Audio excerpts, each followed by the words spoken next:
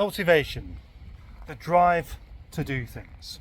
If your motivation goes, the drive to do things goes with it. And if I'm honest, today I don't really seem to have a great deal. The heat is becoming a little bit too much because I spend all day in it, and now I don't even have an air-conditioned car to go home in. This place is becoming overrun with weeds. They're taking over, and that's another thing I've got to spend time doing something about, and I can't be bothered. The other thing getting in the way of my motivation just at the moment is Eric and the fate of Eric, and not just the fate but something else. I took it into the garage yesterday and we got it on the ramps because I wanted to have a look at it myself underneath, a proper good look, and it is quite bent under there. In fact, shut up, you noisy bat! The chassis rails on the back are bent and a bit split. Mark next door says, oh, it's fixable, you just need the back end of another car. So in other words, chop the back end of another car's chassis off and stick it onto that. And he also really did make a good point of saying that without that tow bar, the back end of that would have been completely trashed. And that's what keeps getting to me all of the time. But even if I can fix this car up, do I really want to use it? I mean, yeah, I do, because it's a very economical car. And the only reason I wouldn't want to use it is that risk of somebody crashing into it. That's somebody else's fault thing. Personally, I'd happily drive it around. But now I don't really want it as a family car. I thought that I'm really glad it wasn't Nigel, because obviously Nigel is the mascot of the channel. It's a precious car. It's precious because it was so unprecious it became precious. But because that doesn't have a tow bar, the back end would have crumpled up more, which would have meant that my little girls in the back would have suffered quite a lot more than what they did do. And that is just something I can't stop thinking about. And I don't do crashes. I don't go around crashing into things. As much as I do videos whilst I'm driving and things like this, I'm perfectly capable of actually doing the talking and looking where I'm going as well. And I'm confident in myself. But everywhere you go, you just see people driving erratically, dangerously, and without really any care for other people, it seems. As a joke in Senior Mustard's Austin 1300, I said something about it's not the kind of car you'd want to have a crash in because of all the Audi drivers.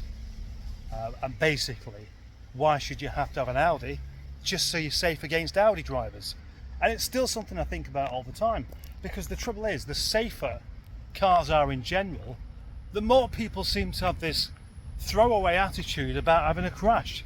Like it's perfectly okay, you're going to have a crash, well, you'll be alright. But yeah, you might be. But this does have a greater impact on those that don't drive cars built for being crashed, like my cars, like any old car really. And not just that, cyclists, pedestrians, anything on the streets that happens to be not protected by a great big crumple zone for your own stupidity. Cars like these are of course disappearing off the road rather rapidly, but more and more going into the hands of enthusiasts, people with a bit of respect for the things, people who want to look after cars, history, our British motoring heritage that has been kind of swept under the carpet by the Audi people. None of this is going to affect my love of Rover. I'm always going to have one. But it looks a bit like my future is going to be of having it just for myself. Nigel here will just be cherished and just taken to shows and probably not used a great deal for the rest of the time. Now you see, today I've got to go out and pick my wife and children back up again and go along that same stretch of road that we did do last Saturday where Eric got severely battered. And I'm not taking Nigel home, because I don't want my children in the car anymore. And that's such a sad thing, because they really love this car and they love Eric as well. But they're more important than either of these cars. So I'm taking this one because at least it's a bit bigger on the back end. But you know, obviously When you get crashed into, you know what's going to happen. You know your car's going to get damaged. You know it's going to get written off if it's an old thing, etc., etc. You know if there are people in it, they've got a chance of getting hurt. But it's when it actually happens, you think about it much more, and you replay the thing over and over again. That's what I've done all week. I've carried on with the same thought about that tow bar in the back being the one thing that saved the rear screen from smashing, and you know, the whole thing being much more significant. When I contacted my insurance company, they asked if I wanted a hire car, and I said no, I don't really need one.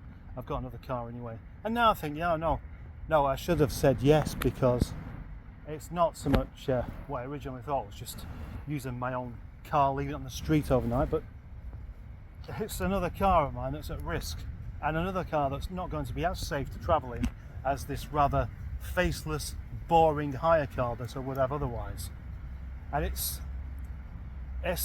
going to be the way I've got to go. I'm going to have, as a family car, something that I don't really want. And last week I talked about having a Volvo V70, because obviously it's still got a bit of style to it, it's still a bit interesting, but it is significantly safer. I've been thinking about this all week, and it's definitely going to happen, but it's going to come at quite a cost. This is something I've thought about all week, and it's a tough decision, but it's the correct decision. I'm going to have to sell Toby Charles the Rover 420 GSI Tourer, the car that I wanted to keep forever. But by selling that, I'll have the funds to buy something like a V70, and hopefully it'll be good enough to, as well as protect us from idiots, but actually be reliable as well.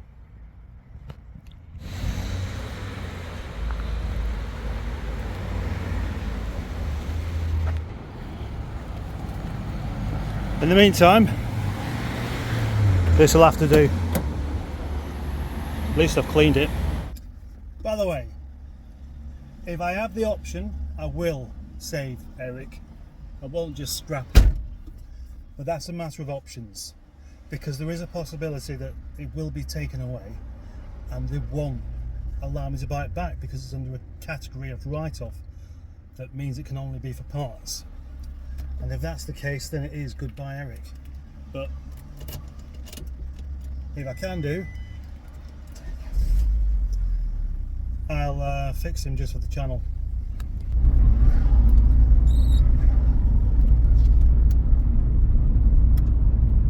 I wish the aircon works in this.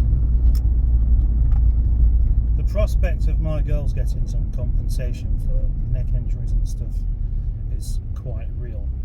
But they both said that anything they would get, they would put towards Eric being fixed, which is just really unbelievably unselfish of them. Anyway, thank you for sticking with this video for this long, and I just want to say sorry for not giving you something exciting and fun. I can't always manage it. Sometimes that fun feeling just isn't there, which incidentally as well as not really wanting to cart my children around in the back of Nigel, yesterday I just didn't really feel like driving him, because as I've said before, a car that looks like that, you've got to be in a good mood, otherwise you just look really stupid, and I felt really stupid yesterday. Anyway, until the next one, bye bye.